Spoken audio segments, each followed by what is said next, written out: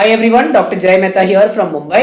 हमारे आज के वीडियो में एक इंपॉर्टेंट क्वेश्चन का आंसर करेंगे। काफी बार लोगों को ये डाउट रहता है कि सेक्स करने के बाद या इंटरकोर्स रखने के बाद, संबंध बनाने के बाद में क्या यूरिन पास करना सेफ है या नहीं। लुक, ये बहुत एक कॉमन चीज है और ये बहुत प्राइवेट चीज है, तो ये लोग नॉर्मली एक दूसरे के साथ डिस्कस नहीं करते और इस चीज को लेके हम एक साइंटिफिक आंसर देने का कोशिश करेंगे, राइट। इंटरकोर्स करने के टाइम पे सबसे इंपॉर्टेंट लोगों के ध्यान में रखने का ये है कि जो मेल का पीनिस रहता है वो डेफिनेटली वजाइना के अंदर रहता है एंड वजाइना के अंदर there is going to be ejaculation में सेमाइनल फ्लूइड बाहर आता है, राइट।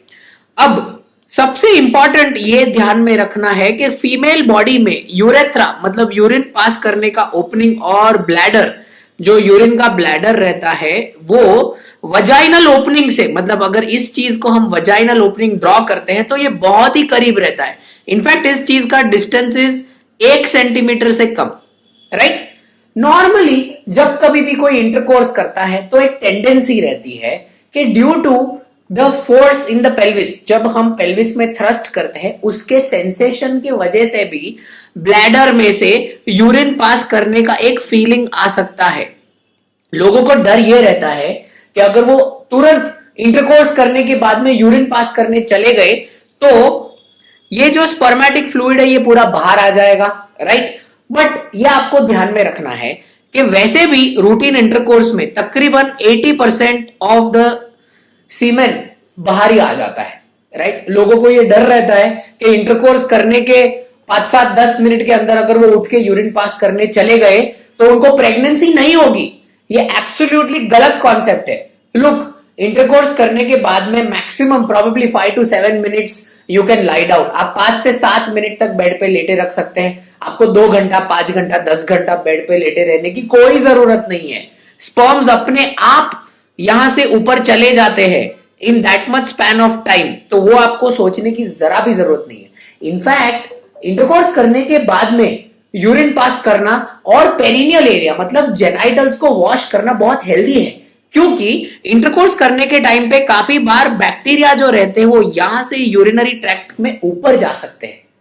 और आपने अक्सर ये नोटिस किया होगा कि जब कभी भी आप पहली, दूसरी, तीसरी बार इंटरकोर्स करते हो आपके लाइफ में, उस समय पे ब्लैडर में इंफेक्शन या यूरिन में पेन होने का चांस बहुत ज्यादा कॉमन रहता है।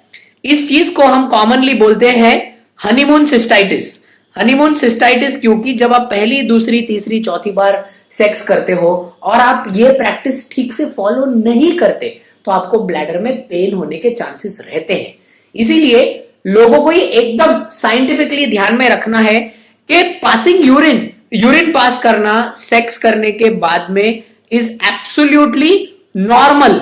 इनफैक्ट ये चीज एकदम हेल्दी है, ऑलराइट। ये चीज से आपको ब्लैडर में इंफेक्शन होने के चांसेस कम हो जाते हैं और इस चीज का आपके प्रेग्नेंट होने पे कोई भी इफेक्ट नहीं आता। You can safely do that after around 5-7 minute लेटे रहने के बाद में आप बहुत सेफली जाके यूरिन पास कर सकते हैं और आपके जेनाइटल्स को वॉश कर सकते हैं। You can clean them, keep it dry. इससे कुछ फर्क नहीं पड़ता है प्रेगनेंसी रेट में और ये चीज कॉमन पब्लिक को जान लेना बहुत ज्यादा इंपॉर्टेंट है। Obviously any further questions you can post in the comments. हमारी टीम आपके कमेंट्स को रिप्लाई जरूर करेगी। Thank you so much.